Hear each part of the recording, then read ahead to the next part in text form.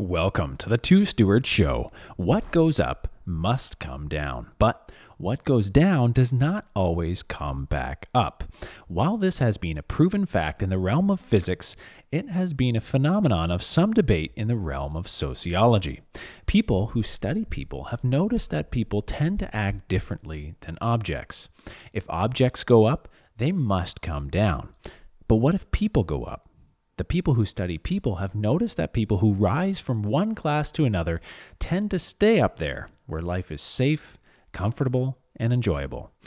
But while some people rise from one class to another, other people are falling. What of the people who go down? Do they come back up? And do the people who are up ever associate with the people who are down? Today, we are talking to Pastor Ian Wildeboer. Ian holds a Master of Divinity and a doctorate in practical theology. He serves as pastor at Mercy Christian Church in Hamilton. We want to know, how can we balance our upward striving with a Christ-like concern for the weak and marginalized? What makes for good ambition, progress, or success?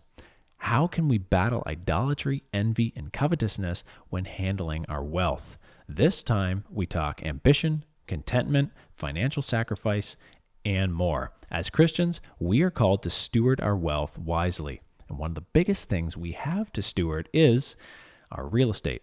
So we put together a fun quiz to help you find out how you are stewarding your real estate. It's totally free. Just follow the link in the description below and see how well you are stewarding your real estate. To get in touch with the show, visit twostewards.ca. Remember, this show is not financial advice, but is valuable for listening amusement purposes. And now, downward social mobility with Ian Wildeboer.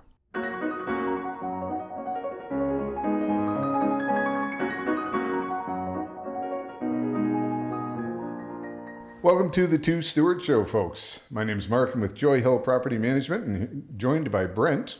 Hi, Brent. Mark. Yes, my name is Brent, and I run a company called Good Stewards where we help Christian homeowners steward their real estate.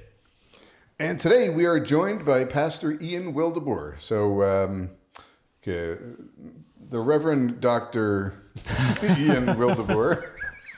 Or something like that. As I like to call him. Ian is a former missionary who served in Papua New Guinea for quite some time.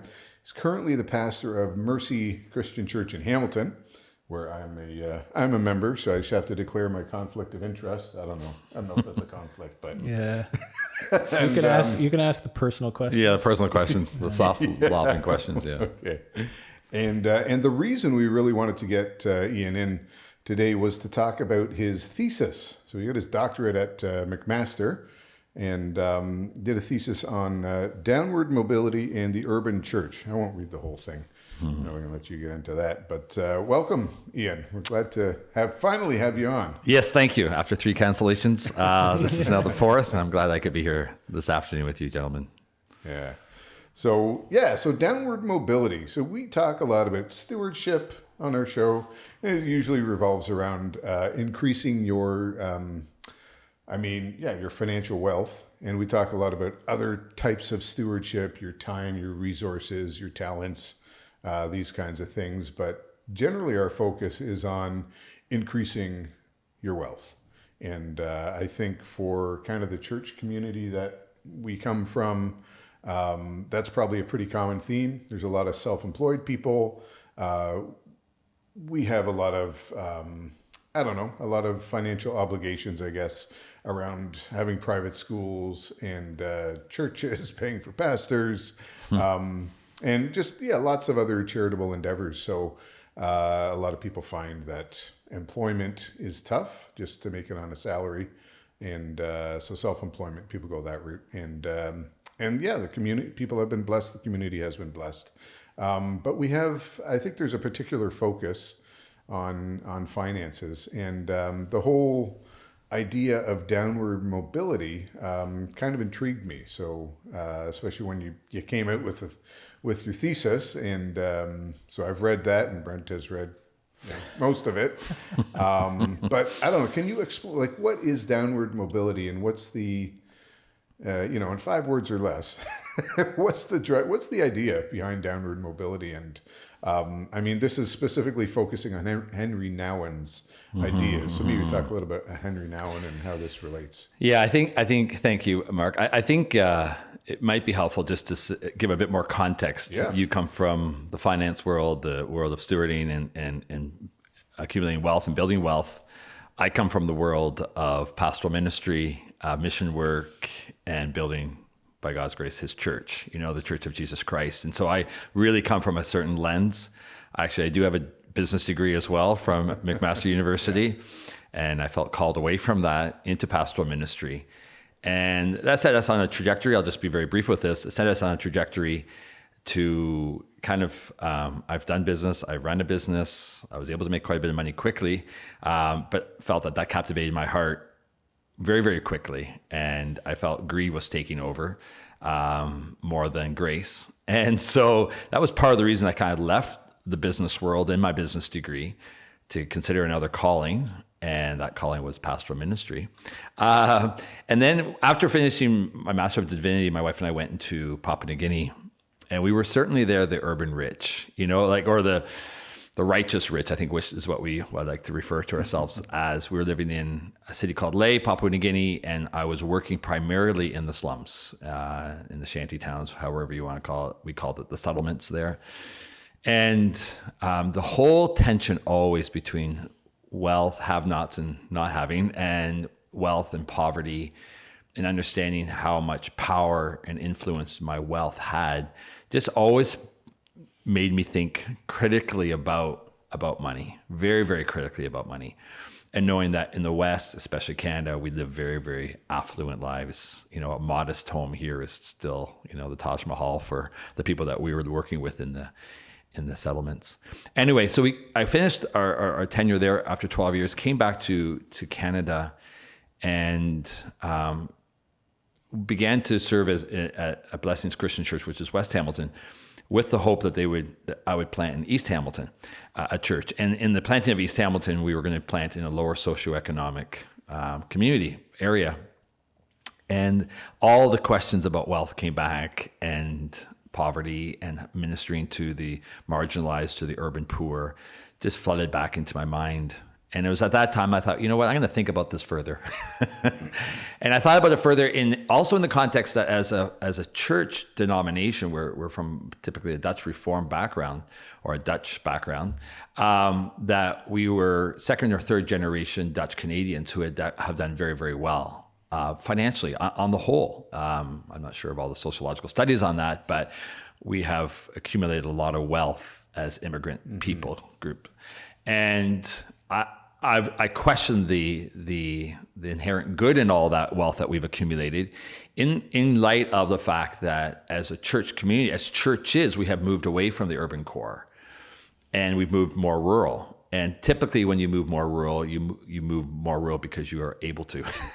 You have more affluence. So you have more power with wealth. And so, but in the meantime, as we were kept moving from the city, we only have 2 or 3 churches right across our federation that are in urban cores, that we have left the urban core.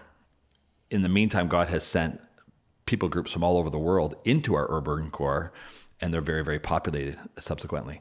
And so I was wondering what happened there. And typically what's happened has been people who would sell their homes in the city. Typically this is what has happened, or in their town, have moved into the country, and as enough people from their community, the Canadian Reformed community, moved into a particular area, they realized that they could plant a church there. And that's what they did. And so all of a sudden we have all these relatively rural churches, Niagara Peninsula being a case study for that. Meanwhile, we have lost sight of Toronto, Burlington, maybe not, Mississauga, Hamilton, these cities that are right around our corner. So I was like, why has this happened? Why are we moving away, disengaged from our cities? And that's when I began to think about what it means to move back into the city, to use your wealth, I guess, in some ways, but more your talents and your gifts to care for those who are on the margins, the poor, but also the people groups that God is sending in our country, which is an immigrant population, into our cities. What does it mean for our church to go there? And I began to look at it through a very financial lens. which is why maybe I'm here today, because then the question of downward mobility comes into play. There is a sense where downward mobility is conflicting from a spiritual and non-spiritual point of view. So for social mobility or kind of a capitalist mindset, downward mobility is something negative. It's becoming less mobile, and money allows you to become more mobile. Yeah, but if you just describe that simply for people, like I think upward social mobility, I kind of understand that, but what is just paint that for people, like what is so that's what I mean. So basically from a non-Christian point of view, downward social mobility is a negative. Something went wrong. Something went wrong. So what you're doing, what's getting stripped away? So poverty. I mean, you have a reduction in income for sure, and you have reduction in services. Typically, people who are living in downward mobility contexts have typically less access to Medicare, more in the States, but somewhat in Canada as well. They have a hard time finding a doctor, maybe. Education services may be lower. I'll think of McQueston neighborhood where there are no shopping centers, for example, in McQueston. The community doesn't warrant that, I guess, or something. They have to walk or find buses to find their shopping centers.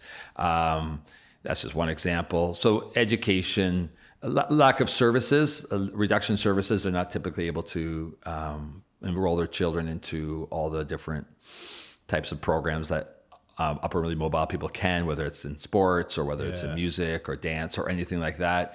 You talk to kids who have never been enrolled in any sports except through their school system, which is fine, except a lot of affluent people or upwardly mobile people will be into sports with their kids.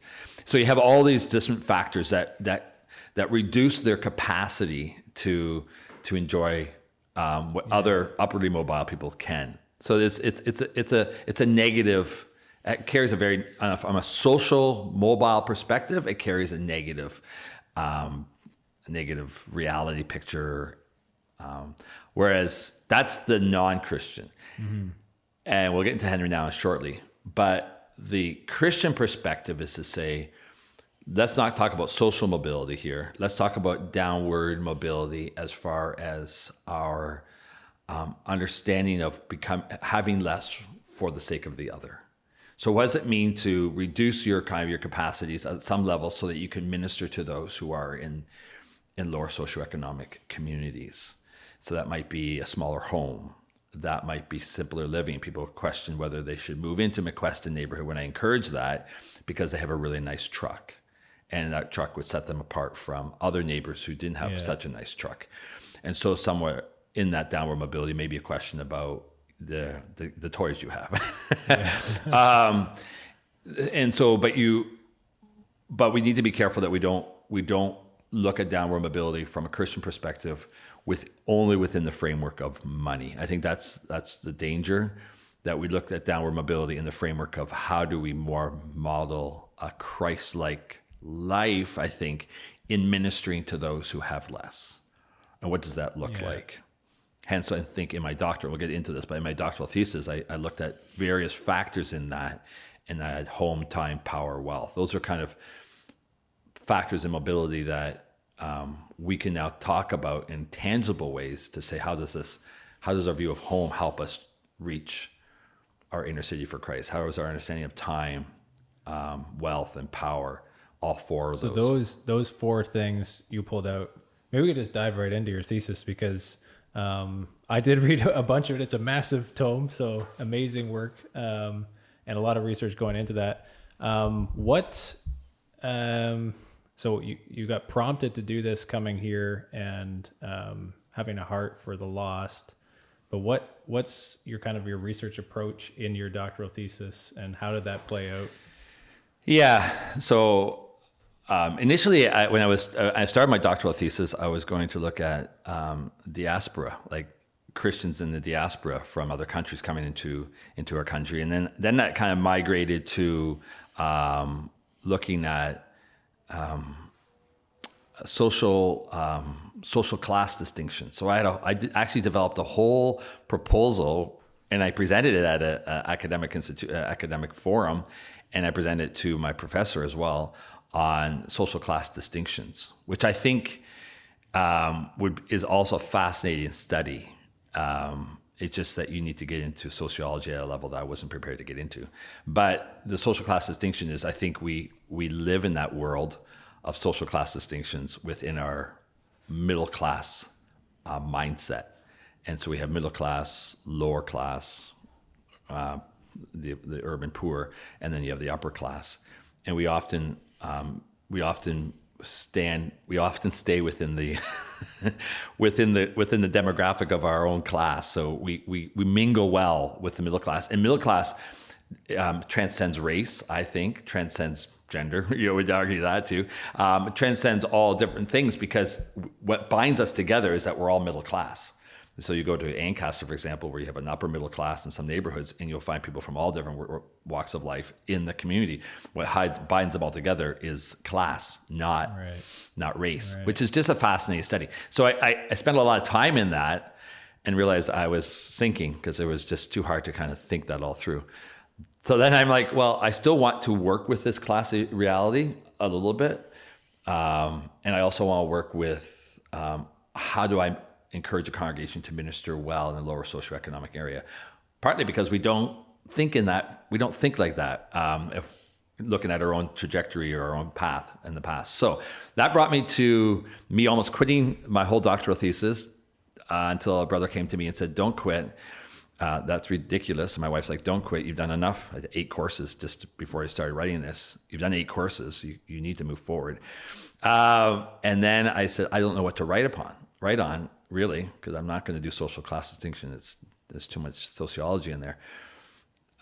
So then they said, what course did you like? I said, well, I did enjoy the course on Henri Nouwen.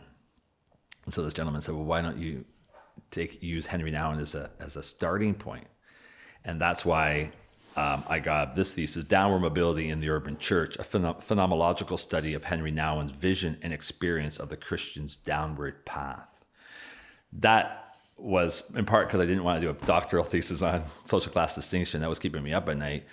I wanted to continue on with this, and I thought Henri Nouwen's story could serve as somewhat helpful, generative for a thesis on working with the urban poor, the marginalized. So just number one, what does phenomenological mean? And number two, can you for the folks you like don't know me what that there, means, Mark? I looked it up, so I know now. And then maybe give us a little bit about Henri Nouwen's story, so we have some kind of context on that. Yeah. So within the phenomenology, you have the phenomenon. Is the experience, the lived experience. And so you study a lived experience, and usually it's what they call a pake, it's an event that happened. So you have phenomenological studies on abuse, so you have phenomenological studies on trauma, on all these different things. And you study the contours of that event, and the lived experience of the event becomes informative. It becomes instructive to say, okay, what did we learn from the lived experience? So it's not kind of an esoteric theoretical experience that we're talking about. We're talking about a phenomenological experience that allows you to kind of say, okay, because of that experience, what can we generate that for more knowledge, for more wisdom, all that kind of stuff. Within theology, it's under the framework of practical theology over the maybe systematic theology. And within practical theology, practice becomes very important. So this is a practice-led research paper or doctoral thesis. And that was important because I'm doing a practical theology degree here, or thesis and degree. And say, okay, under practical theology, because practice needs to inform your research, your work. How does the practice of being a pastor in a lower socioeconomic area with a very diverse congregation in some ways subsequently, how does that work itself out in the day-to-day? And so I chose a phenomenological study. I could do other studies, an ethnography, for example, where you look at kind of the ethnos of a community. That didn't really work. This worked the best, and partly because Henri Nouwen's life could serve as a phenomenological study, in that Henri Nouwen, Catholic priest, academic, had born and raised in the Netherlands, which I thought was apropos, having Dutch descent as well. And coming over to the States and teaching psychology and teaching courses at Yale, and then went on to Harvard, for example, and was well recognized as a great academic, but also as a phenomenal teacher. He was well loved. While in Harvard, this is now his second kind of, I don't know whether I should be here, kind of not approach. While at Harvard, he really had kind of a spiritual awakening of sorts from a place of dryness, of emptiness. He thought, and this is why he picked up he co-opted the term downward mobility from sociology. It's not part of our Christian language per se. He co-opted the terms. But it was there that he felt that him and a few others wrote a book called Compassion, that they were kind of on this upward mobile trajectory in the pursuit of recognition, status, money, comfort, these things that can become idolatrous. He felt that he was on that trajectory, and it was leaving him very empty, spiritually void inside. And he said he turned 50 and he's like, I don't know. Is this what life is to be lived? Like I just turned 50. You just turned 50. Like we're all 50 now, except you. You're too young. You're like not even close. But in that time, he's like, okay, is this the life that the Lord wants me to live? Why do I feel empty? My prayer life has gone flat. All of that, and that's when he started to think about another option. He went down into Lima, Peru, taught there for a while. And loved the experience. He wrote a great book there, Gracias. But he was called back, came back to Harvard, still felt empty. And then he was invited to go to L'Arche, which is a home for disabled people under the Catholic banner. And at first he's like, I don't know. And then he decided to go to Daybreak, which was in Toronto, and still there actually. And just try it out. And he realized that this is what he wanted to do. So he gave up his position, his tenured position at Harvard as a professor of psychology, I think it was, and came to Toronto and began to work with a gentleman named Adam. And he basically writes that whole experience out of leaving Harvard, working at L'Arche, working with the disabled, entering a home there. That's where I got the theme home from. And what did that look like? And that I think that became very generative for my thesis, because I think the experience does inform something of the Christian path. That's what he argues, and I think he had something to argue there for sure. And it was a down, and he created the terminology around this that now we're forced to argue or debate, because is it the best terminology, downward mobility for the Christian faith? I would argue it's not. It has its inherent weaknesses, partly because of the word down. But he draws a book, The Selfless Way of Christ. From that book, he just draws the conclusion that Christ followed a downward path. And as imitators of Christ, what does that mean for the Christian today? And he saw it through this lens, to serving in this capacity. Is there a way that people can have like an upwardly mobile lifestyle? Like you described him, he's at Yale, Harvard professor, and he has kind of like this inward, pull of maybe pride or greed or whatever. Mm-hmm. And I think, we all have those temptations, but I'm wondering, like, is it by God's grace possible to have like an upwardly mobile lifestyle or ambition, but keep those things in check? Or like, how do you balance that, right? Because those things can be seen as blessings from the Lord as well.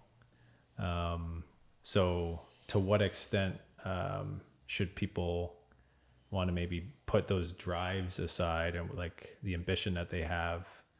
And how, like, do you grapple with that kind of in your work? And you're forced to grapple with it.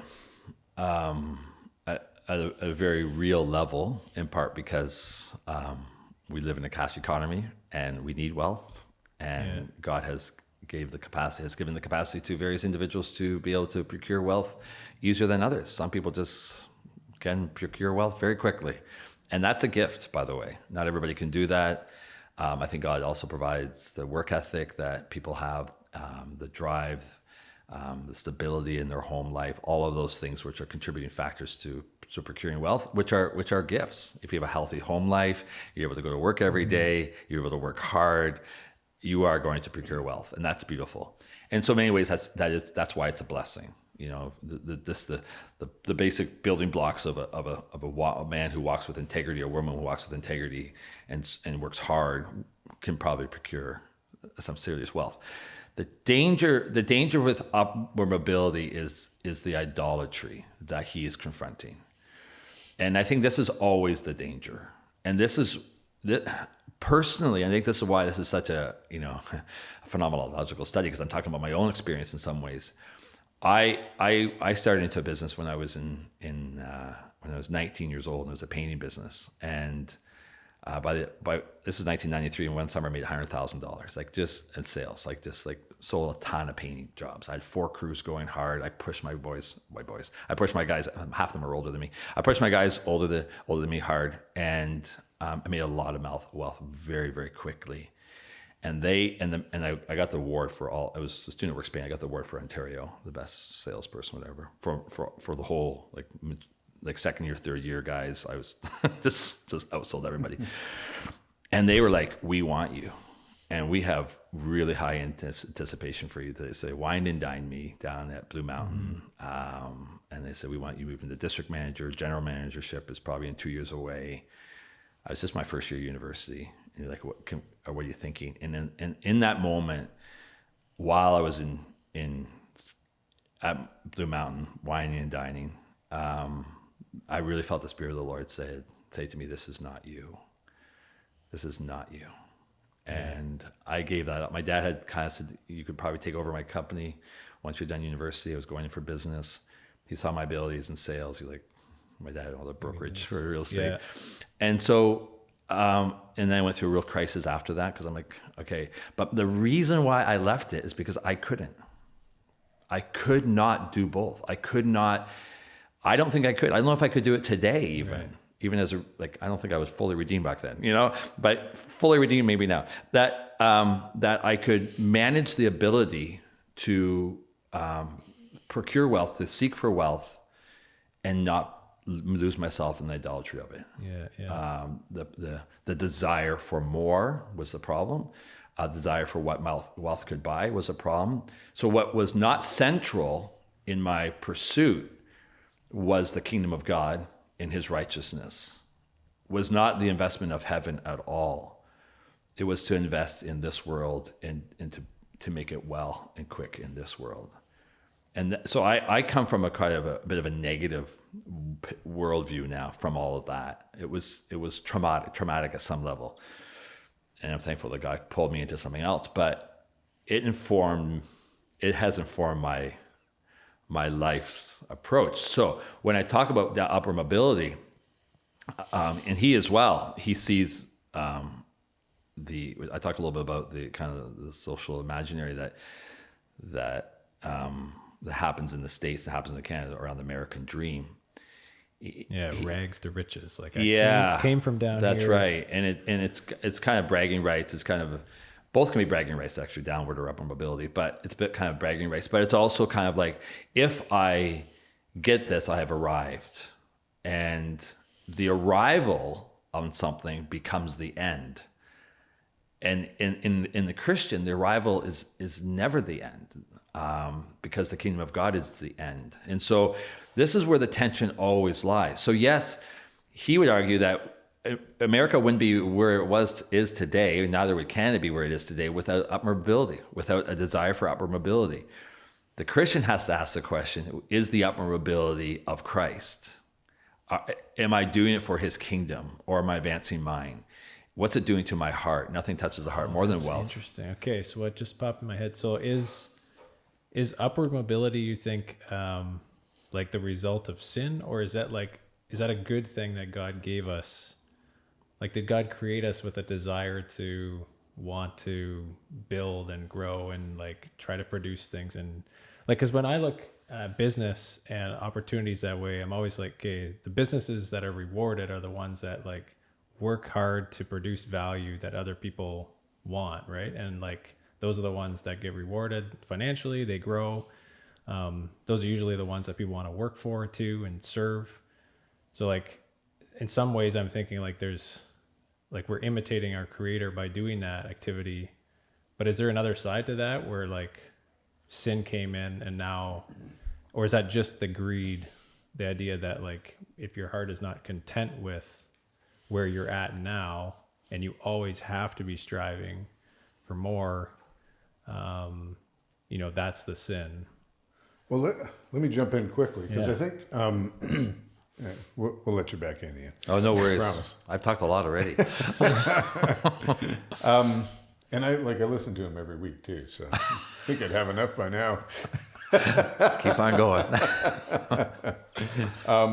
Like the reason capitalism works is because of greed. Yeah. Right? At the core, it's not an altruistic envy, desire, greed. But the whole system works. And like we live in capitalism, we're pro-capitalism.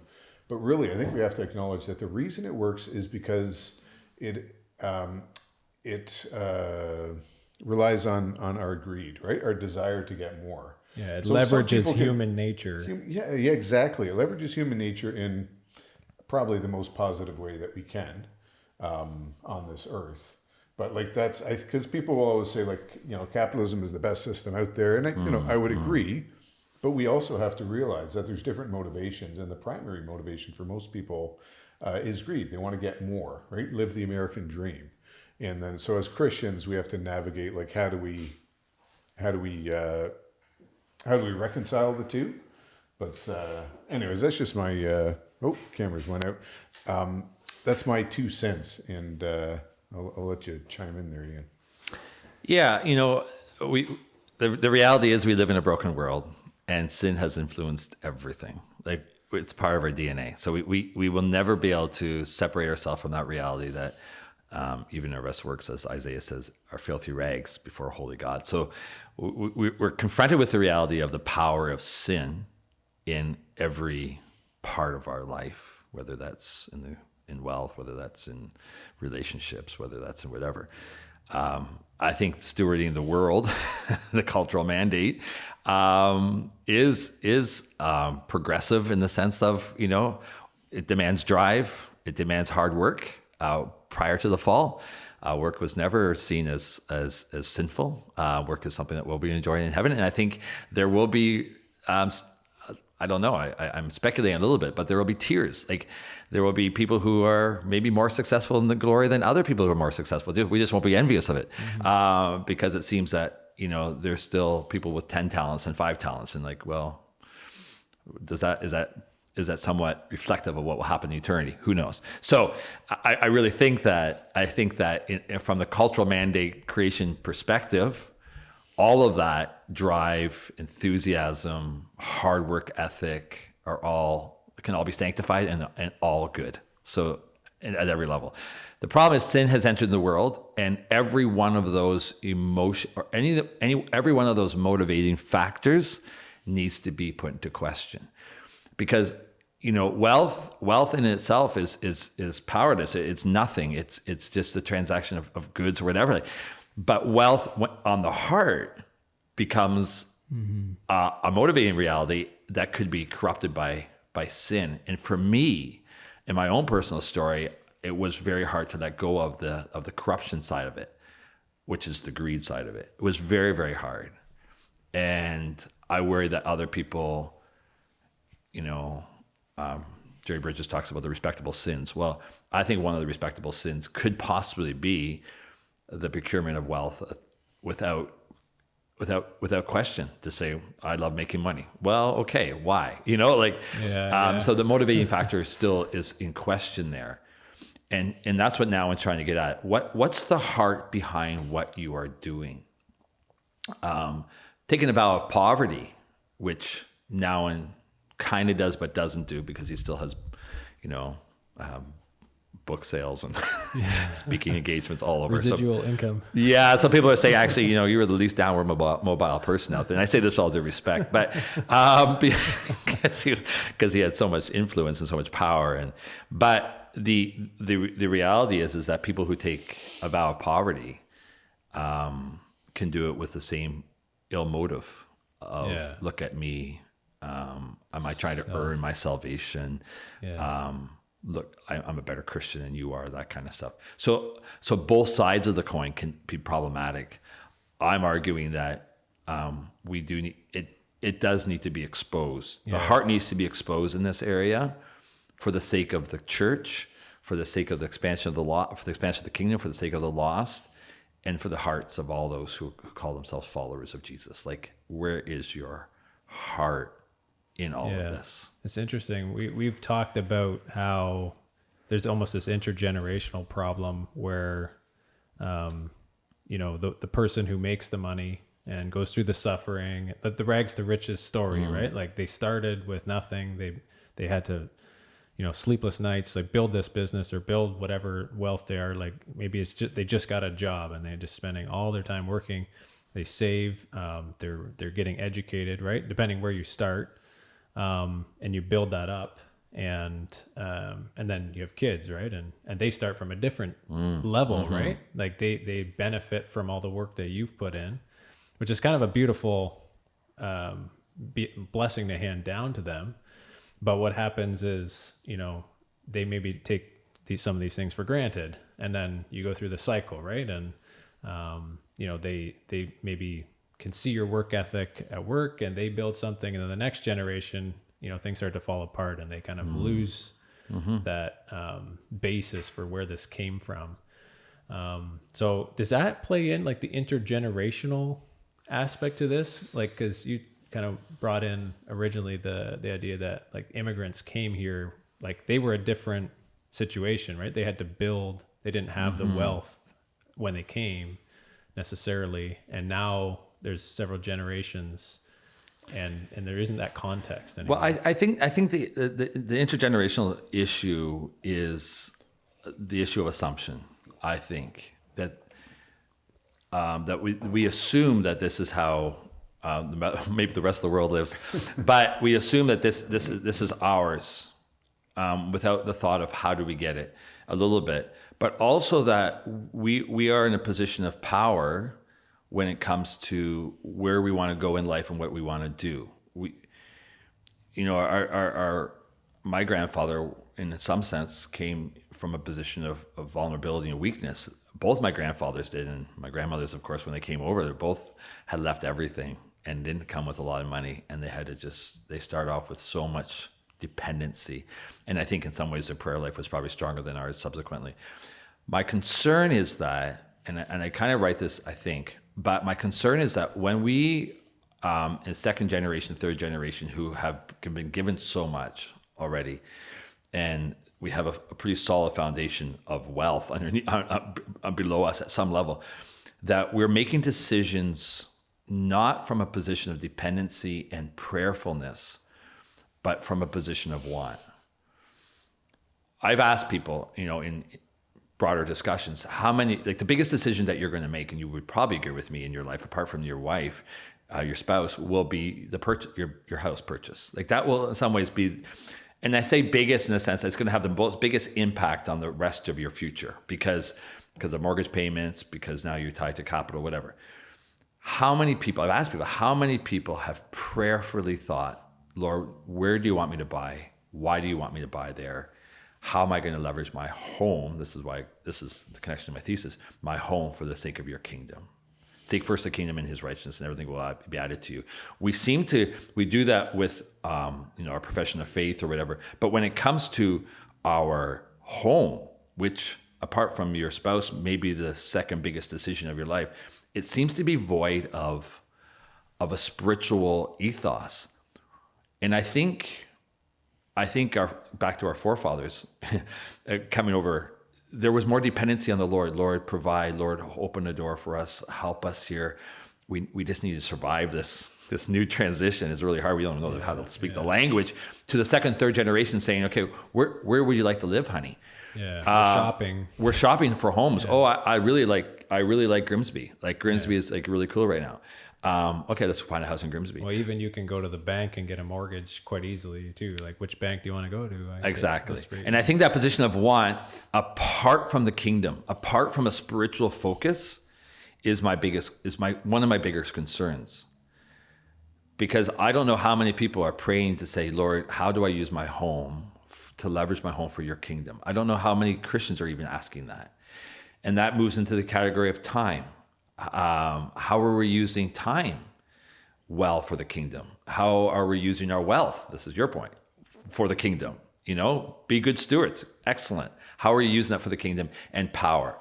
Those two are often sisters. When you have wealth, you similarly have more power. And those are the four themes that I spent a lot of time unpacking. I went across the country. Not really across the country, but I zoomed across the country by Zoom, kind of like you do. And I zoomed with pastors from Vancouver all the way to Halifax who are working in lower socioeconomic areas, asking basically those questions. How is your congregation interacting with time, power, wealth, and home in relation to the gospel? We don't talk about those things. We talk about forgiveness, excellent. We talk about non-tangibles, excellent. We need to. But how about the tangible things? Yeah.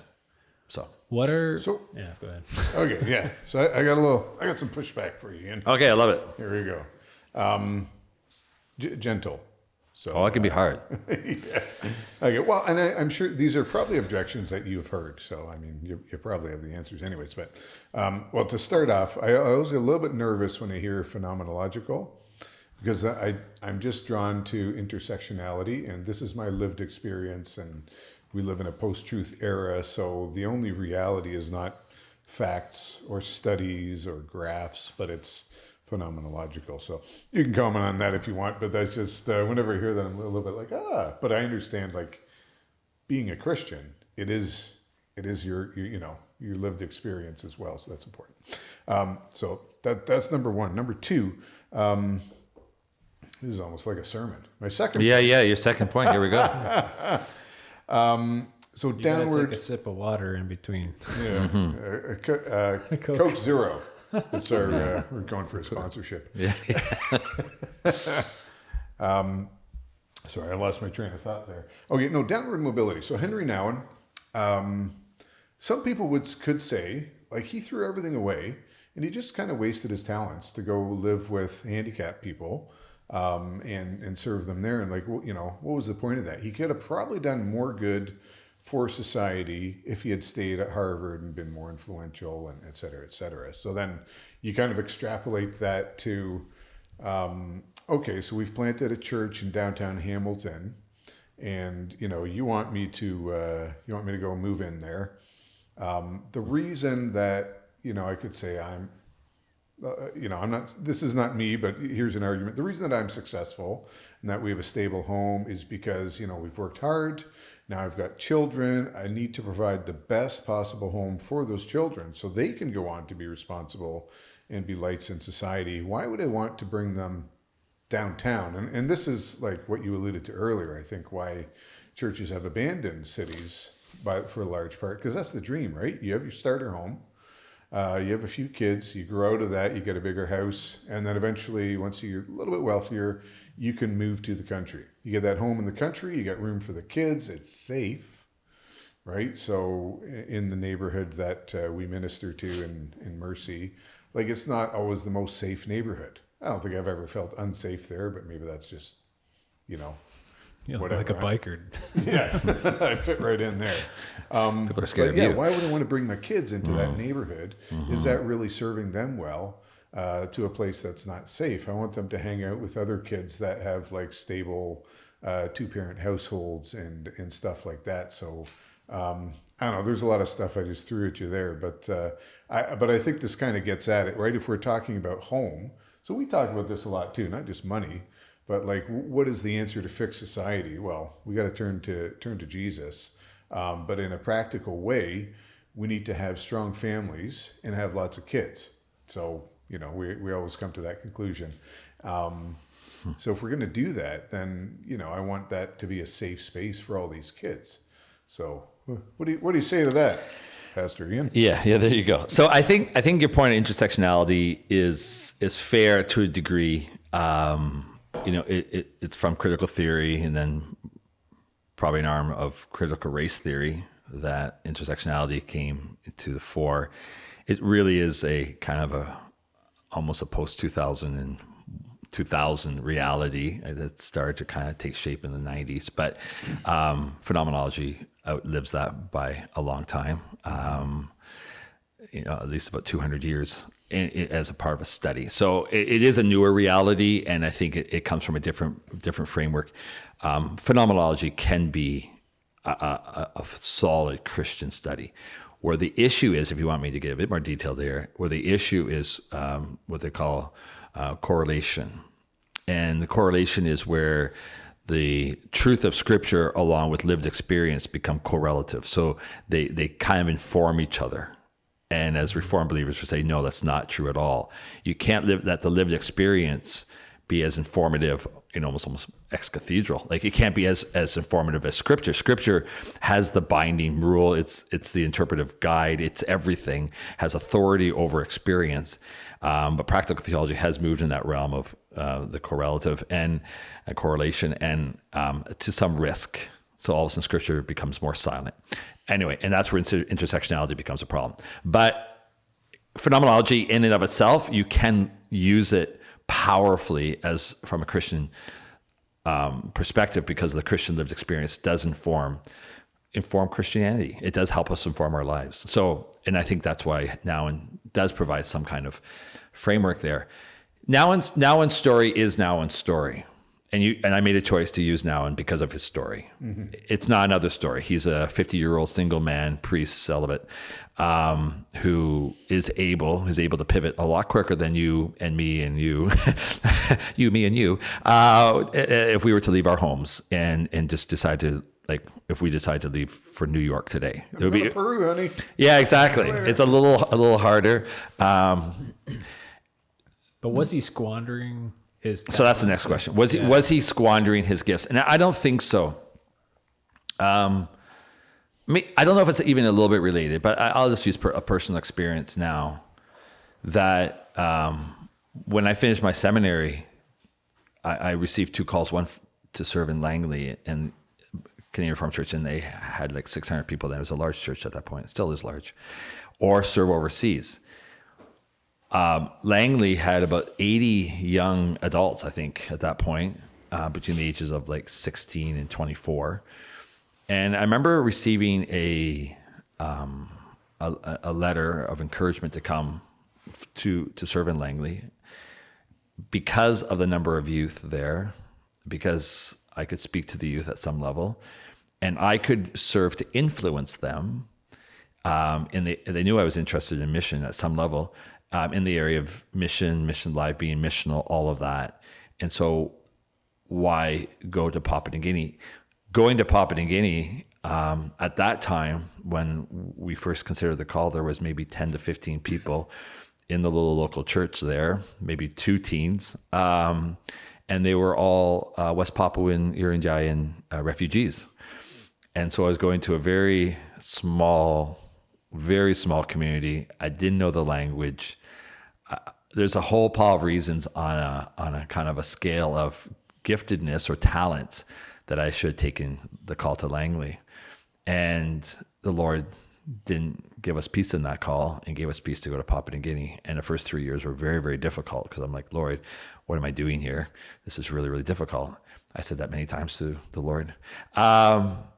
And so I think we need to be very, very, that's anecdotal, but I do think we need to be very, very careful that we don't question the use of giftedness or measure one's ability by influence, for one. 2, I think following Christ means obviously different things for different people. Not everybody's an evangelist. Not everybody is a preacher. Not everybody is, works for a good steward. Like, they all should, but we have different gifts and different abilities, and God has distributed them freely. But when God burdens the heart and leads us, who are we to question that? I did ask that question at the end of the interview with all the pastors who are working in these lower socioeconomic areas, was Henri Nouwen's decision a good decision or bad? And the general answer was like, would you follow that decision? One said, yes, if I could, for sure, right away. The other one's like, no, that's impossible. The other said, who are we to question it? Like the general was, who are we to question? If the Lord's Spirit is leading us into service in different capacities, God will provide the blessing. And I think the blessing from Henri Nouwen's path trajectory move from Harvard to Toronto is his ability to write and speak. He was phenomenal at both. And he was able to document that journey. And so he had a story to tell. And so in some ways, it's like Paul being in prison. Is the best use of Paul's time in prison? Well, maybe, because through Paul's time in prison, he wrote how many letters, which are now informing billions of Christians, or at least millions, across the world. Yeah. That's on that point. So your third point is the kind of the move-in model. And I'm going to continue to push this only because of the idea of ministry, especially in a very fragmented, lonely, broken world, that a ministry of presence becomes a powerful tool for the gospel. I can't even overstate that. Like it's so powerful, a ministry of presence. We have 3 or 4 people joining our church right now who are part of Mercy for the first year only because of the community. And now they're like, and then when they talk about Mercy, they just talk about, you were the first ones to reach out to us. We feel so safe here. This is a loving community. We feel loved, all that you cared for, all of that. I mean, I could, more than 4, many, and from McQuestion.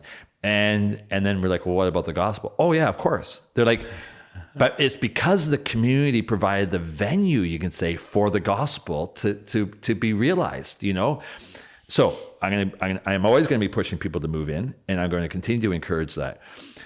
What about the families? What about safety? What about all of those questions? I think God has given us wisdom so that we can't be stupid about it.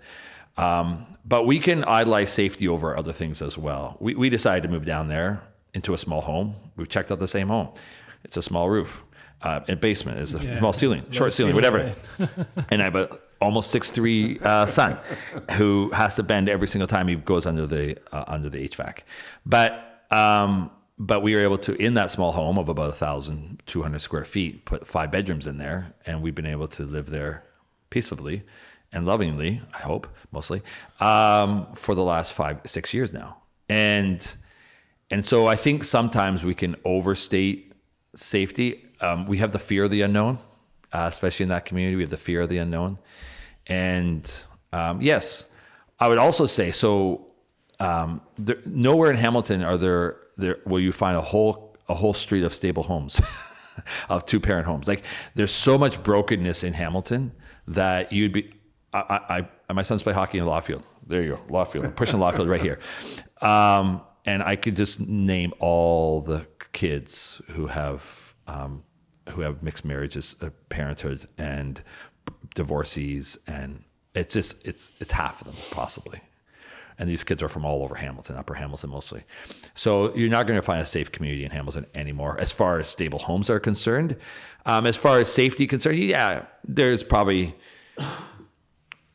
it could be stated. I think it's, again, overstated.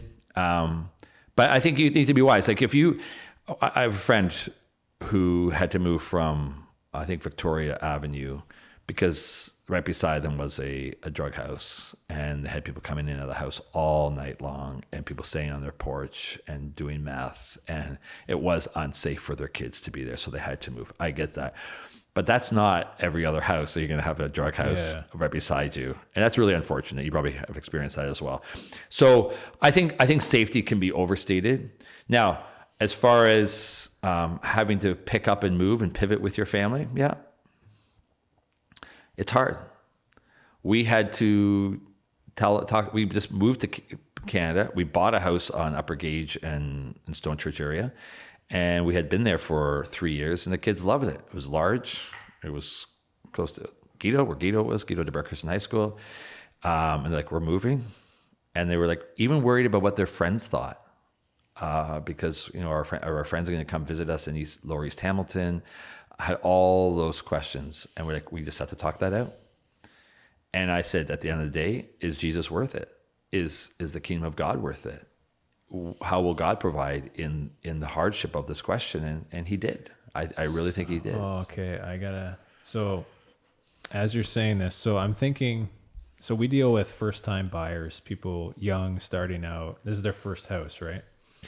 And a lot of these people don't have like a ton of resources to fall, but like maybe they got parents who can to some degree support them. Usually there's other siblings and they're not just like, here, just go spend some money, right? There's a lot of scrutiny and like a lot of stress involved to make that first purchase. And I think more so now than let's say like 10, 15 years ago, where, you work for two incomes for a year or two and you can pick a house kind of thing, right? Or get established. So when we're thinking about financial stewardship and we're thinking about, okay, you're gonna make this commitment to a house, like real estate's a long-term commitment. You don't want to get in and out and, be dissatisfied with the spot. So the typical wisdom is like, find a good, safe neighborhood, find a good area, find an upward mobile area, or like find an area where, the general public, like the market at large, is going to value this more in the future, right? Like there will be, transit developments or whatever's going to make this a better neighborhood. And maybe it's just like personal, like the collective market, the general public, just like my personal drive is to live close to XYZ, right? And avoid these things. So the wisdom around making a good stewardly financial decision when you're buying your first home and you don't have a lot of resources, like what I tend to do is focus on, maybe it's not the best house, but it's in a good neighborhood, and you guys can spend the time working on it and make it better. And come 10, 15 years, like you have a little bit more than what you started with.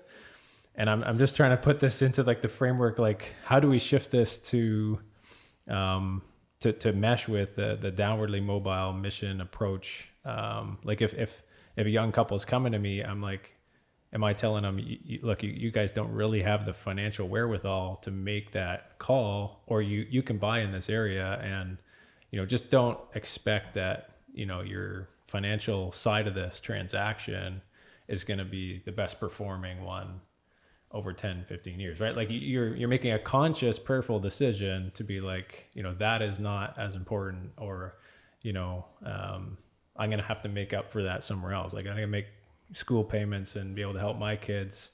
I have to invest my money somewhere else. So I'm curious if that's come across your plate. Have you seen that, like with young couples, if that's a struggle they're going through? And what would you say? Well, I think those are the only ones moving in.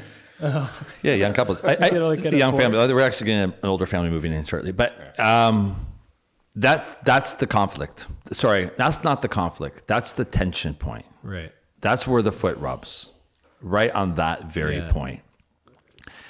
Like as a real estate investor, I don't want to buy a house in this area necessarily, like maybe certain pockets or whatever, but like I make that conscious decision because of these factors. Right? Yeah. And you're coming at it as a good steward, as an investor, I'm going to come in as from the angle of a pastor. And we might have some conflict there, and I think that's okay. At the end of the day, I don't think we should be wiser than God on this. I think that if we seek first His kingdom and His righteousness, I'm under the impression, by the way, this is a theological point of view, a worldview point of view, is that we're all on mission. We're all on mission. Every single one of us are on mission. Ever since the Great Commission, God sends us out into a world as pilgrims, into a world that needs to know Christ. And at some level, all of us can be our ambassadors of Christ. We all are. We're all ambassadors of Christ. Some have the gift of evangelism, all have the gift of presence. Yeah. So I'm always going to be strong on this point. Doesn't matter which podcast I'm on, where I'm standing, I'm always going to say, seek God's kingdom first. when it comes to the purchase of your home. Seek the sake of the church and the growth of his kingdom over your own material growth and your own wealth, even if the end result of your wealth is more wealth for your kids. I don't know. I would question that because I think sometimes when our kids watch us make financial decisions, whether we say it or not, they see those financial decisions completely inward, that we're making it for our own procurement, for our own wealth, for our own this. And then they grow up looking at that and saying, well, that's exactly how we're going to make the same decisions. And they will follow that. You don't have to even say anything. They're just going to follow how you made financial decisions because that's what they've learned. And when the kingdom has no prerogative, no overarching reality in the purchases of our home and the purchases of our vehicle and the purchase of how we spend our time and where we go on our vacations, if we're not putting that to through any kind of spiritual lens, our kids are just going to fall into that. And this, I guess, in some ways, this is why I started writing about this, because I'm thinking. This is kind of where we've arrived a little bit in the West. I'll share another anecdote. It's a silly one, maybe, but it just spoke to me. I was back for about a week or two, and we went camping, and I knew a whole pile of the people there that was camping, and God bless their hearts. But there was a group of campers that was really close to our campsite who were all pushing over 65. They all had retired, and I'm fresh off the boat in some ways. I'm fresh out of Papua New Guinea, where I've just been like every day, I'm like, I'm not sure if I'm going to get home tonight. I've had rocks thrown at me. I've been threatened with knives, and death was really, really prevalent. Prevalent everywhere. But it's just kind of like I face it regularly. And then I came back to this, and these people are on their last years of their life. Some of them have passed away since I was there. This is 2017. And I'm not going to say where these people are from, who they are. It doesn't matter. I was putting my child to bed, and one of my kids couldn't fall asleep. So I was able to listen to their conversation for about an hour and a half or more. I don't know. And all they talked about was their camper trailer, their next vacation, their home. It was all material. I did not hear in an hour. And this is anecdotal, one experience, 5 couples. I get it. And I don't mean to judge, but it just hurt my heart. Everything about, and they're in their last years of their life. Like, this is where, like, okay, guys, like, there's still lots of people that could be, and they were probably involved in the church, and that's all good too. But their whole conversation, what made them click together, and they're all from the Canner Sea, but made them click was their shared wealth. Mm-hmm. That's what made them click. One had a beautiful, they all had nice trailers. One was traveling here. One was going to go here in the March break. One was going to do this next year. One was going to do that. And I'm like, is that it? So I am a bit concerned by making decisions based on future growth, even though this is exactly why you're doing a podcast, over the waiting on the Lord to say, Lord, how best can you use my financial gifts, which you're trying to procure, which I think is great, for the sake of your kingdom. And for me, for being on mission in the lower socioeconomic, I am going to continue to push people to, and I do this because I have membership classes regularly, to say, have you prayerfully considered this as an option? And if you have, and the Lord's like leading your heart to say, no, this is not something that we can do as a family. Okay, so that's really interesting, because what I'm wondering is, are there spiritually lost people at like all economic or socioeconomic class levels? Like, is it that there's more spiritually devastated people on the lower end of the spectrum? Because what you're describing is almost like maybe these people, like they've got blindness, like maybe their hearts are not converted, or like maybe they say they go to church, but they don't, like all they talk about is greed and self-pleasure, whatever. And maybe we're all guilty of that to some these degree. Are from middle-class families. This was at a park away from here. But that's what I mean. Like, they're not lower socioeconomic, but like they say they're in the church. Are there spiritually lost people when you go to the hockey practice and they're middle class and, they're tempted by, the next big minivan they're going to get, or like wherever they are on that ladder, like how are we called to minister to like I'm just assuming that there's people in every kind of stage, like the billionaires are just as spiritually dead as the lower downward socially mobile people. So what's our position in this world to relative to all those classes, right? Yeah, I've got just a quick follow up or maybe a sidebar to that. Like I think this, and there's a question in here too, but I think this kind of relates to your theme of home. Right? What are you using your home for? Because in our case, we've got Mercy planted in McQueston, so there's an option to go move closer to that church area. Not everybody has that option, right? No, Maybe you're at a church I've said that. wherever. Yeah. So, you could move to to downtown or whatever, but what's the purpose of that if there's not a church community there? But what can people do in that situation? Because I mean, we're talking about a specific situation here, but as you've alluded to, not everybody's in that situation. But then I think that kind of leads on to your theme of home, right? And what is your home for? Because you may have a lot of people in the upper middle class and they're home, like you never see them outside, right? This is the problem I have with neighborhoods, right? Nobody has a front porch anymore. So you never see your neighbors because they drive into the garage and then that's it. And the backyard might be really nice, but that's just for like their enjoyment and maybe not the neighbors. So anyways, I'll let you answer that. Yeah, I mean, the gospel is for all people. Yeah. The universal call of the gospel, which we hold within our cans of Dort, is real. And I believe that is universal. So that's everyone. And so the rich, the poor, all the social classes need to hear the gospel. And therefore, we are sent as representatives to that reality. But I think we need to understand that when I wrote a doctoral thesis on lower socioeconomic. So, I mean, I'm going to be pushing this reality in part because this is my context. And Mercy Church is in the lower socioeconomic, so I'm pushing this reality. Now, as far as two things, as far as the people groups in our cities, the reason why we can talk about downward mobility, in part is because there is a lack of mobility within the urban core of cities in particular. The number of people in our church that don't have cars, who we're ministering to, is very, very high. And so that lack of mobility is connected to wealth, is connected to a whole pile of things, is real.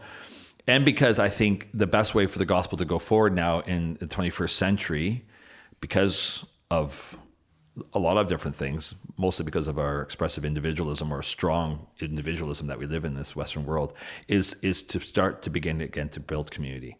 And community is built through presence, and presence is built by living beside somebody. It's that kind of simple steps of trying to be with your community so that you can be with your community. And so you have opportunities for the gospel. That's why moving into a lower socioeconomic, although it's maybe hard, is still really, really advantageous for the sake of the gospel, because you can start to build community. When it moves into the middle class, and this is what I was going to study this whole thing of class distinction, because I think this number 2. Yeah, because I think class distinction is really, really, really part of the gospel divide or the gospel reality, in that middle class people. So two things on that. The church is typically built, regardless of what you realize, the church is typically built of middle class people, right across the board. Is that just because it's the bulk of people, or maybe, or because those are people, we're talking about power, are empowered. Typically, people on lower socioeconomic are not as educated. We don't put them in the positions of leadership. Yeah. The church doesn't grow through, and I say this very carefully, through lower socioeconomic. It just struggles to grow through those capacities. So you need people who are middle class, who are usually better educated, and so you have this dichotomy there, that the middle class is the church. Right. Interestingly, more so than the upper class. So that's a small segment of the population anyway. So the church is particularly middle class, which is just an interesting study in all and of itself. But to say that the middle class people are very mobile as a rule, and they travel, and so it's a little harder. We have all these parachute churches anyway that, it's a little hard to practice a ministry of presence in Meadowlands or parts of Upper Hamilton even. Yeah, because people are not walking down the street. People are not leaving what you said, they're going into their homes, they're shutting their garage door, you don't see them, and then they go to the backyard for their entertainment, whatever, or their downtime, and you have no real interaction with them, and the whole sense of community is lost. And what they're doing, because they're upwardly mobile, is they're traveling for community. And the church has a harder time intercepting that. It just is a reality. Yeah, so if I say this because if we were to plant in Upper Stony Creek, for example, would I be encouraging as strongly a move-in model? And I don't know if I would. In part because it depends on the community again, where we are. But if they're all middle class, $1 million homes, it would be. They're at the rep soccer. They're at the hockey. They're gone all the time. Yeah, so that's. But when it's Lower Hamilton and right across Lower Hamilton, all the way from, I would say, James or Hess or whatever, all the way to Centennial, I would say, yeah, those are communities still that you can move into and actually practice a ministry of presence. And that's this thesis. I'd have to write a whole new thesis on thinking about middle class church planting. And not that we should, and your point is, what about them? Don't they need the gospel? Yes. I'm just not in that framework. I'm not in that space at this point with this doctoral thesis or with Mercy Church. Well, I think it's a different, as you said, it's harder to build community. So if you're trying to reach people in the middle class, that ministry of presence probably is just not as effective. You may have to do like ministry of the hockey rink or of the tennis courts or whatever, and you can, because as you said, people are mobile. So if there's no grocery store, like whatever, I'll just drive to the closest one, and you're meeting people. Yeah, because this is how middle class people find community, right? Generally now, I think is through recreational activities, and that's where you. So I don't know. Maybe we need a church plan at the local hockey rink or something. Gateway Arena. Enough KNRC people are there every weekend. So that's interesting, because that was also my question. Like, can't we just plant in the middle class and reach them? It's like, but they're not. Whatever, you can give them postcards and say, hey, come to church and whatever, right? They have many options for going to church, and go find a pastor that you like instead of the one. Well, that's exactly what's happening. People are typically finding them online and then tracking with them, and then ending up where they want to go. So maybe just to bring us all kind of back to the theme before we try and close this up, like stewardship of everything in life, but finances. I'm curious to get your perspective, like with your background, your experience. It's very diverse, very different than a lot of the guests in the financial world we have on. Like, what is your comment on being a good steward? Like, what does that look like? Maybe speaking to specifically a Christian audience who, is in the throes of a busy life. Like, what are the things that they can prioritize in their life, and then specifically when it comes to their finances, think about like what are the priorities they got to put in place? Well, I think I'm a pastor, and I'm going to say very clearly, you never separate from the gospel. You're never separated from the gospel. It's not like, now I believe in Jesus Christ. I'm safe from all my sins. I have been guaranteed eternal life. I have the Holy Spirit living in me. Okay, now I'm going to go live my life over here. And we all know that. But the gospel has to then inform every area of your life. And it has to inform how God has called you into a life of service. I always say this, I often say this anyway, you are saved to serve. So what does it mean to be serving in God's kingdom? Because we are, as kingdom heirs, as citizens, in this intermediate time as we wait for the return of Christ. And I think the push there is to say, take what God has given you and seek his will over everything you have. So, and I mean this in every way, like, God has given us various gifts, and those need to be maximized. But in the maximizing of the gift, are we trumping, engagement with people, time with people? This is the whole other side of time. Is it become a tunnel focus? And as soon as it becomes tunnel focus, it can simply become an idol again. So I think there's a lot of spiritual discernment. That's why we pray regularly. In fact, the Lord's Prayer, I think, is the best model prayer to help us in this. Give us this day our daily bread, which is very practical. Forgive us our sins, which is really real to our souls, and lead us not into temptation, which is idolatry. Keep us from that. And the guy's like, okay, this is a prayer for life, whatever your profession or vocation is. But I really think that my big push is for people to think more spiritually about their place in life. And I guess I've said it already. With your investments, are you praying over them? With your use of time, has that even entered into your prayer? Is it the best thing to go on a vacation at this time? What about the kingdom?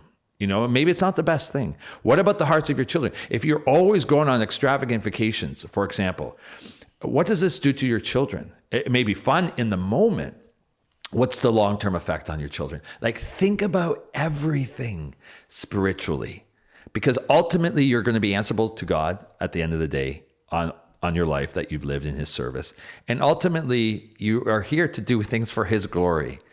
And my biggest passion, apart from being married to my wife and loving her, is to see my children grow in the faith. And so even my financial decisions, even my purchases, influence them. And I think my argument here would be, it influences them way more than we realize. And that's why we need wisdom. And we need to have the kingdom kind of central in all of that. So. Awesome. Well, I think that's a good place to, I have nothing to say to that other than amen. So. Went to preaching mode there at the end there. No, that is, that is a lot to think about. I think you're the first pastor who's come on, so there you go. Yeah. Oh, I see our Wiley. Yeah. Yeah. Okay. Second. Yeah. But okay. Thank you. Well, excellent. I mean, I don't know if people want to find out more about this. Where could they? Do you want them to get a hold of you? Can they get access to the book? So I would wait on that. I've asked. I don't know if you know this, Mark. Mark's no longer an elder or deacon. Well, he is, but he's not in office right now. I've asked for our consistory if I can have a month off from preaching in April to take this and put this into a book form. Okay. That's much more palatable, readable, doesn't go through all the methodology that kind of bores you to tears. And so I will get back to you on that. I would love for people to have access to a book that can kind of hold to these themes and this discussion point without having to read a doctoral thesis, which gets laborious. So that's we'll keep hold me account to that, and keep me from writing another thesis on social class distinctions. There you go. Okay, so we will. Yeah, we'll link to that when we get it. Yes. And in the meantime, I mean, you can just search out Mercy Church online. Yeah, and, exactly. You can hear lots of Ian there, or better yet, come in person. Yeah, come in person. MercyChurch.ca. We're just in the neighborhood, so a neighborhood church. Yeah, so thank you very much, Ian, for making this time. Yeah, we really enjoyed it. Really enjoyed it. Thank you, brothers. And thank you for what you're doing and for engaging the conversation. It's very good. So yeah, and thanks to our listeners for sticking with us this long. And until next time, steward your wealth wisely. Thanks for listening to this episode of the Two Stewards Show. If you like my voice better, click subscribe. If you like my voice better, click share. If you like both, give us a 5-star rating. To learn more about the show, head on over to twostewards.ca and explore our free resources. To interact with the show, feel free to reach out at hello@twostewards.ca. We will see you in the next episode. In the meantime, steward your wealth wisely. Nailed it.